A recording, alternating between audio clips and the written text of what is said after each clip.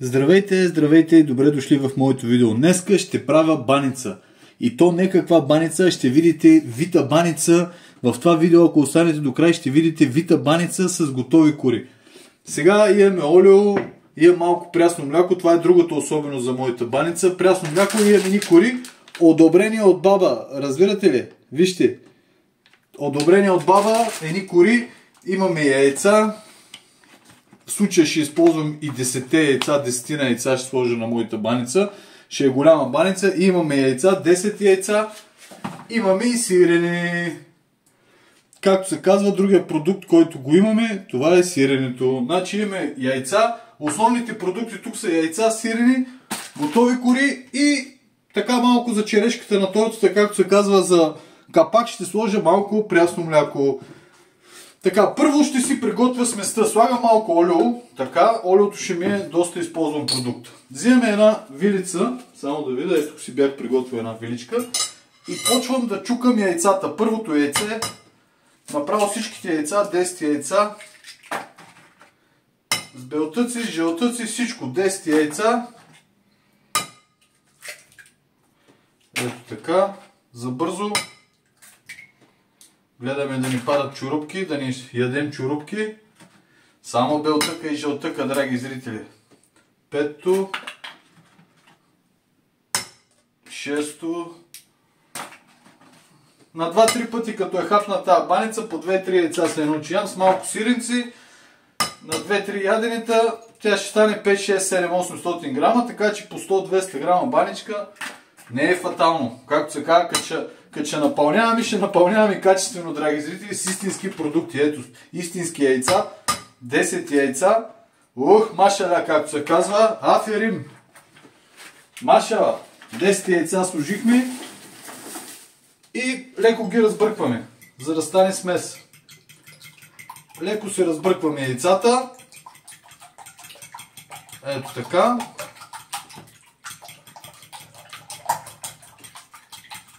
Тоест, колкото повече ги бъркаме, толкова по-хубава става нашата смес. Другото нещо, което ще сложа, малко сол, посоляваме яйцата. Така, малко олио още в яйцата. И другото нещо, което ще сложа при яйцата, драги зрители, това е сирене. Ще отрежа стотина това сирене. Колко е? Сега да го видим като грамаж. Къде пише, бе? Така. Колко бяло саламурено. Мисля, че 800 грама ли е? Колко е?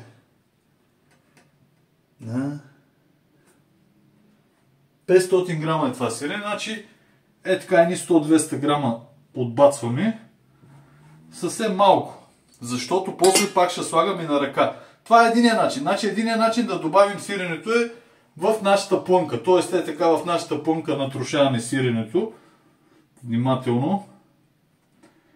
Нали, което после ще го добавим заедно с плънката. Това е единия начин, вариант 1. После ще ви покажа и другия начин.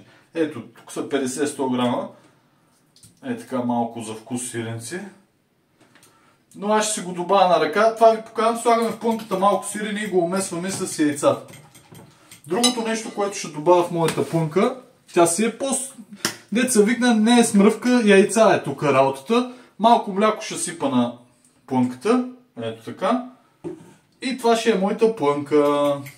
Сиренци, млекци и яйца. Много хубава, полезна баничка. Сега другото, което ще направя. Ето така. Само не знам, драги зрители, как ще я направя вита баница, защото много рядка ми е това плънката и се чуда как да сгъста плънката. Нашата плънка с какво да я сгъста. Какво да използвам за сгъстител? Деца вика да ми сгъсти малко плънката. Сега ще го измислим някакси. Какво да ми сгъсти плънката? То няма какво да я сгъсти. Освен още олио, друго какво да я сгъсти. Захар. Ще сложим малко захар, ама то малко захар да не е само солена, да е малко сладичка. Малко, съвсем малко захар. И нищо, сол мога да изложите. Солчица така. Какво да използвам за да сгъсти? Нищо не мога да използвам за да сгъсти, драги зрители. Така че почвам с нареждането. Ще го мислим в движение, деца вика. Сега ще видим как ще я вием тази баница, как ще я таковаме. Всъщност, сещам се как да я сгъста.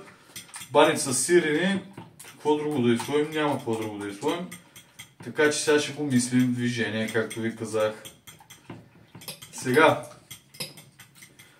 отваряме корите, драги зрители. Отваряме нашите кори.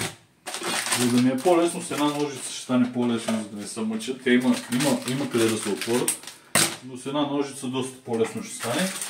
Отварям си корите и тези корите са много и са големи, двойни. Тия са двойни тия кори, дабъл густо, както се казва, дабъл са тия кори, двойни. И сега ще видим как ще ги навиваме. Аз това ви казвам за севте, за първи път правя вита баница. Друг път се я правя, както се я прави, то накрая се ядосам и пак се я направя. Така, ама ще видим. Ще се пробвам да я завивам. Сега, ето ги нашите кори. Деца вика. Ето ги. И сега, тук цялата работа е, драги зрители, как, нали, сега ще ви покажа, ето така, не знам дали се вижда, вижда се. Взимаме черпака и съвсем малко от сместа, ето така тук в началото, сипваме от нашата смес и почваме да навиваме нашата баница. Само че това ви казвам, малко сиренци ще иска. Ето така, малко сиренци. На ръка, аз това ви казвам, другия начин е на ръка да добавим сирене. Малко сирене и почваме да навиваме баницата. Ето така. Си навиваме баницата. Омазнил съм долу тавата. Ето така. И я завиваме. Сега и я правим ето така на охлювче, драги зрители. Фактически едни охлювчета правим тук. Малко олио още по тавата. Ето така. Охлювчета, как да я направя? Вита баница, но охлювчета ли да я правя или да се я направя вита баница? Ми ще я пробваме се тая, драги зрители. Аз да ви кажа, на мен ми е се тая на какъв вид е, но въпросът е да е красива за вас, за видеото. И ще се пробвам да я вия, ама докъде ще я навия? Бе, вита ще е, тя ще е вита, ама колко ще я навием, сега ще видим. Пак яйца, значи основно тук е яйца, само че яйцата, аз това ви казвам, много са редки, иначе сиренето проблеми няма. Ето, натрушаваме малко сиренци. Ето така. Проблема е с яйцата, драги зрители, че много се разтичат. И не искам да ми се разтичат. И пък и корите, вижте сега тази скъсах. Оп, ето така, ето така, ето така. И сега тук така. Така ли да я вия? И така ще е някакси. Какво да правиш? Вием баницата и това е. Каквото е такова. Пак е тук си прави ни кладенчета, да не ми тече много е така, тук подпирам.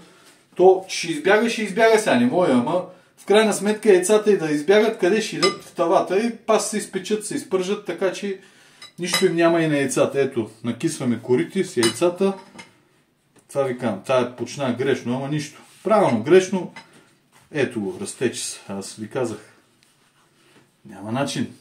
Тук даже сирене не служих на това кора. Нищо и няма. И правим вита баница. Ето, виждате, това е бюрек. Това моят бюрек, тук стана един бюрек. Ето, този бюрек го продават. Ето, това бюречи го продават. Това ви казвам, сега се опитам по този начин. Някакси е тук. И тук яйца сега слагаме в това кладенче. Само, че много течно ми е и много ми се разтича и се дразна. Много нерви си вкарам с тази баница, ама няма начин за вас се правя. Ето така ще я затворя от двата края и ще я правя. Ето така и тук ви сякате скъсано и гледай какво става. И тече. Яйцата ще ми изтичат. Не, драги зрители. Ето така. Ми няма начин, някакво такова ще е. Все пак, яйца, това е положение. Ето сега това е здраво. Сега това ще го използвам, че докато е здраво. Слагаме от течността. Много течно, явно много течно слагам. Аз сипвам и стават брутални работи. И ми е трудно да я навия тази баница, драги зрители. И работата е да попиват, ето вижте сега, тук стана. Ето. Тук аз си фанах цаката, ама какво да ви кажа? Както се казва, се науча, ама късно ще е чадо. Нали? В смисъл, се науча вече, аз съм е свършил.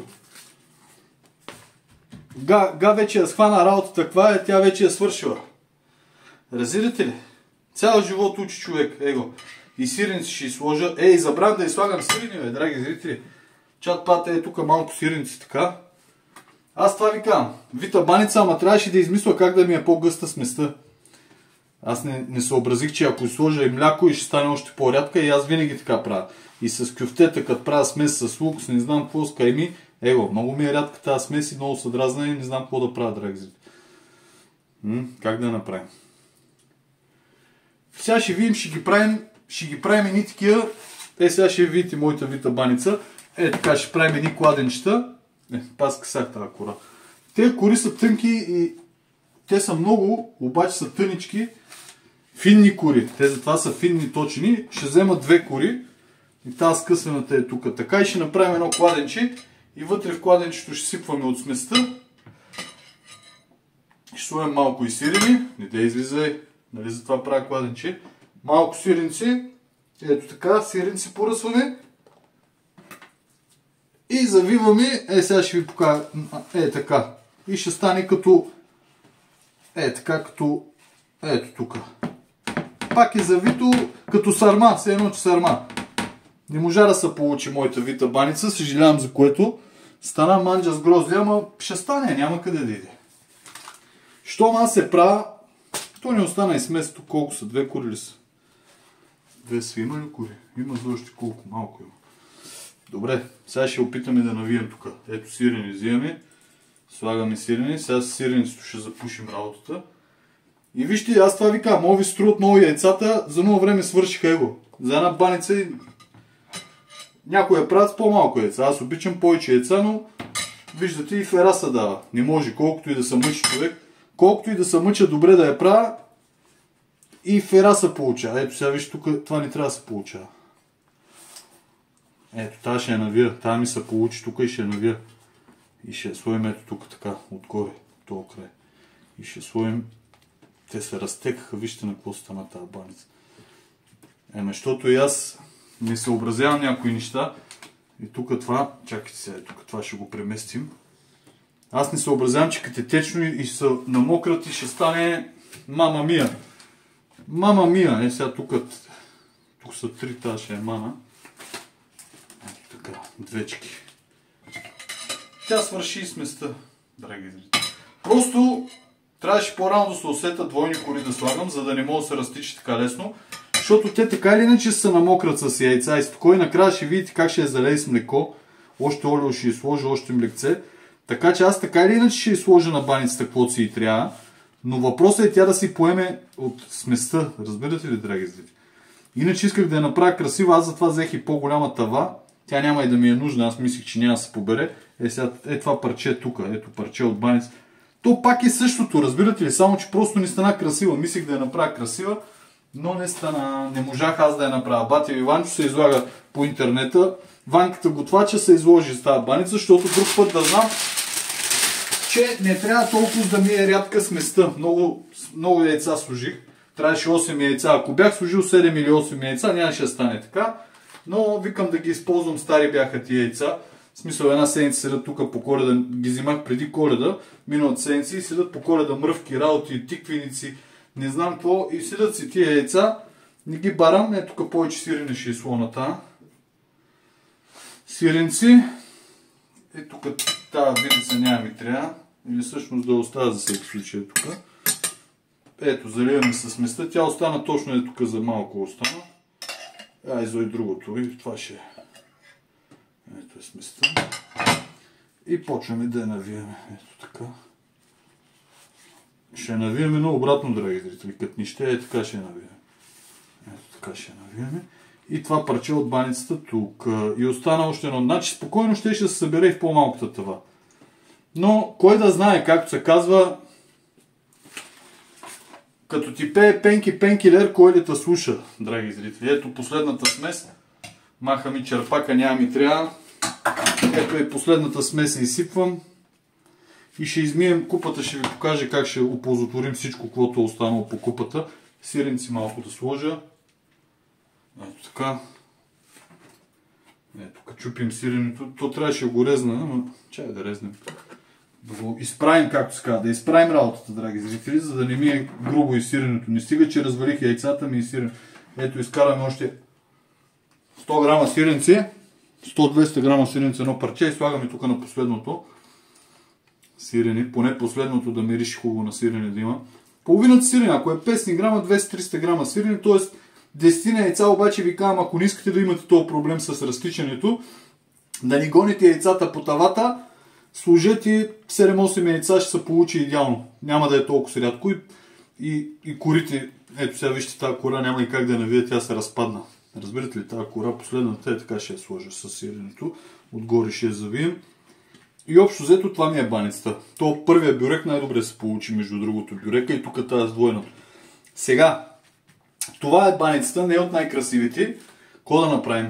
Така се получи. Исках да е красива, но се разтече с тия яйца, съжалявам много. Сложете по-малко яйца, 7-8 яйца и внимайте с прясното мляко. Аз просто сложих, избързах с прясното мляко. Сега, другото нещо, което ще сложа е олио. Отгоре посипваме леко олиоци и последния штрих, посоляваме нашата баница, малко сол, солим отгоре баницата, малко сол, не прекаляваме и със солта, кой колкото обича сега, някой обича по-солено.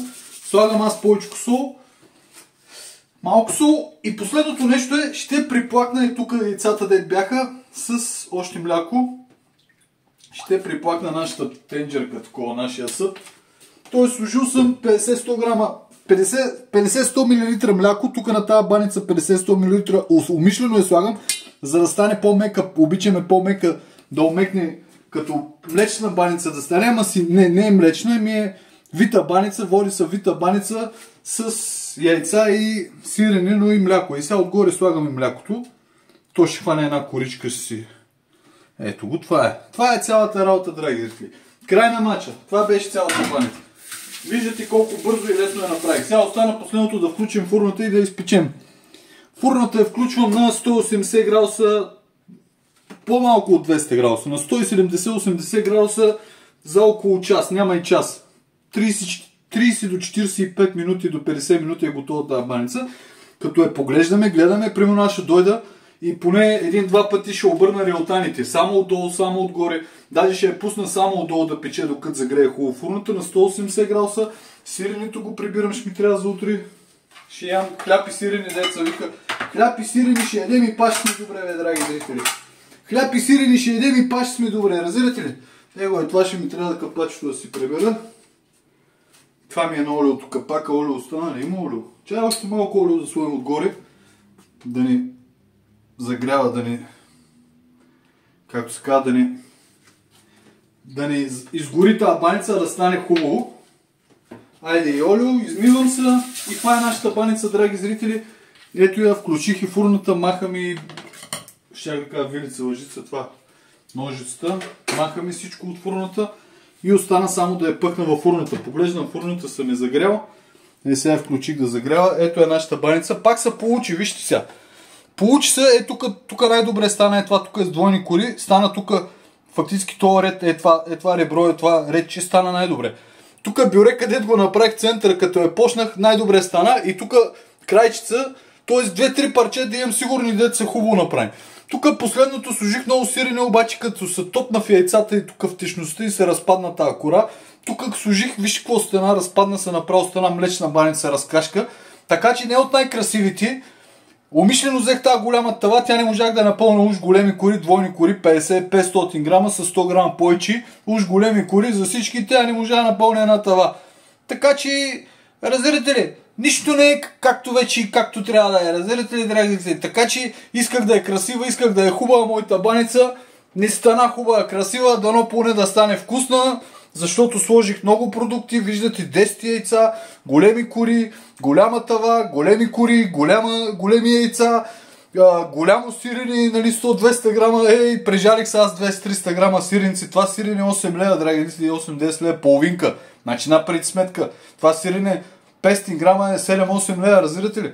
Аз съм служил половина, 3-4 лева ми е сиренето и корица 2 лева, 5-6 лева и какво друго служих? Яйцата са колко? 4, 10 лея ми е тази баница. 10 лея до тук. Ми олио, сол, какво служих? Млякото е... Разбирате ли? Тази баница стана на 10 лея. Преди за 6-7 лея си правих баница и ядях по 2-3 пъти. Сега 10 лея на баница не мога да направя хубава баница и 2-3 пъти ям и не мога да се наям като хората. Разбирате ли? Кост на начин и вечерями, драги зрители. Айде, пускаме тази баница да се пече, по-ще ви е покажа изпечена и това ще е край на мача. Ето е баницата. Слагаме нашата баничка да се запича.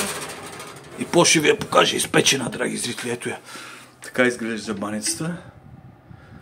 Може, ако искате, примерно да включите там онова да се върти на перка. Но аз баницата не я пича така, макар че тя по принцип е хубаво на перка. Само да не изперкаме, драги зрители, от много перки и въртележки и динджифлюшки. Така че аз се пускам отдолу да загрея, докато загрея хубаво фурната тавата. После идвам, включваме на 2 релта на 5-10 минути да се запече. И като сдръпне течността, пак я обръщам отдолу, хубаво отдолу да се запече. И после идвам и вече я завършвам за накрая 5-10-20 минути и дигам и градусите на 200 и нещо. Вече последно и 220 градуса за 5-10 минути. Хубаво фаща коричка се запича и това е край. Гледайте после как я ям и това е. Това ще е видеото. Чао, до чуване, весела Коледа, хубави празници, въртете баници, ящи, мръвки, луканки, вратове, мръвки, свинско. Само внимайте, аз затова карам на баница, защото тя от баница са пълне, ама от мръвки още повече са пълне, драги зрители. От баница са пълне, ама да знаете, че и мръвките ни прощават. Така че избирайте умно и си правете сметката. Баници ли ще идем или мръвки ще идем. А пък на вас, като ви е вкусно и като имате пари, ящи мръвки като искате, разбираш ли? Ящи свинско, каквото искате, телешко, мелишко, пилишко, каквото искате. Аз също си взема сега свинско, да не говоря много, ама за много година, защото сега на Коледа не взех свинско, взех и ни наденици. Тая наденица не мога да я изям 2 кг и 700 наденица, 3 кг наденица, 7-8 такива пръчки наденица, по 2-3 лева едното парче наденица, 7-8 парчеца, към 30 лева ми изгледа тази наденица. Сега ще взема свински врат 2 кг, 15-16 лева, няма и 20 лева, няма да ми стигне, различ, ще го изям вкусен. Защото там видях едни пържоли, ама да не ви обяснявам, едни пържоли нещастни 7-8 лева, викам, какво да ги взем тия пържоли, къси ми се видяха, ама вкусни, те са хубави, аз знам, и ти викам, тази пържола ще е пръжна, те са 2 пържолки, ще ги изпържа, ще ги изпеча за ново време и ще ги изям и няма ми стигне. И аз вземи тия мръвки, това, наденицата. Тая наденица не мога да изям. 2 изарях в тръсна ми, разбираш, имам още 6-7 пръчки, ще има ям до нова година наденица, всеки ден по една и не мога да изям и той не ми се иде, разбираш, аз като хапнах една-две и край. И това ще видим, ще го мислим. Така че ще си взема пак и свински врат да е вкусно. Така че весели празници, изкарайте си хубаво празници, ящи, пийте и се веселете. Кефти, риба кефти по омут, както съм казал. И това е, ето е моята баница. После ще ви покажа как я хапвам и как я разрязвам.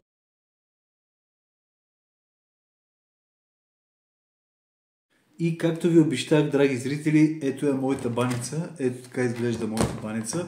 Виждате, ето я. Вита на вита, превита. Такава е, драги зрители. Такава е моята баница. Това ще ям аз. Ще яде ванката баница, както се казва. Този цвят, черния кафевия, дето го виждате отгоре, ето тук, това се получава заради яйцето и най-вече заради млякото, което сипах. Нали, аз поръсих с олио, сложих малко олиоце, но млякото, което сипах, ето този кафеникъв цвят се получава от препичане и от изпичане на яйцето и най-вече на млякото. Този трик го чух в интернет и го видях в интернет, като разглеждах видеа и гледах разни видеа и видях, че ако сипа малко мляко върху баницата и става фаща една коричка на един такъв златист хубав цвят. Та сега ще отрежем от баницата, разрязваме първо на половина, да видим как се е сготвила тази нашата баница. Добре ли е станала? Препекла ли се? Как е? Ето тук сега едно парче ще отрежа. Разрязваме като пица се едночи. Ето тук ще се опитам да извадим. И да, получила се, драги зрители. Ето тук ще опитам да отлепа на това парче. Да ви покажа моята хубава баничка. Ето е моята баничка. Виждате я? Виждате как изглежда баницата. Хубаво изпечена отгоре. Отгоре как хубаво се изпекла. Ето отдолу. Виждате отдолу. Хляб е станал. Ето. Ами какво да стане? То кори за баница и печени. И добре се е изпекла, драги зрители. По-малко е искал да я печа. Доста съм изпекал. Препечена е станала, но както се казва, това е положение. Ето я баница. Ето я, виждате? Ето тук ще видите сиренци. Има сиренци, яйцето вътре, дет съм мазал. Ето вижте хляба как е станал, корите как са станали. Вижте сега тук сиренето искам да видите. Ето вижте колко е пълно е с сирене и с яйца. При 10 яйца и при 200-300 грама сирене, дето се вика 100-200-300 грама сирене. 200-300 е. Я да опитаме.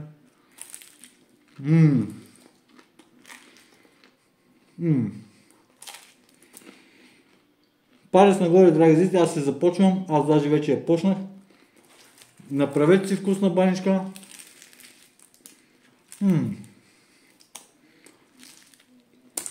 Много вкусно. Драги зрители, това от мен. Оставам ви да се насладите на видеото ми, на баницата ми, на канала ми, на видеята в канала ми. Аз се наслаждавам на баницата, направете си и вие, лесно е, видяхте. И очаквайте следващото ми видео и дайте по един палец нагоре и се абонирайте за канала ми. Чао, до чуване, до нови срещи!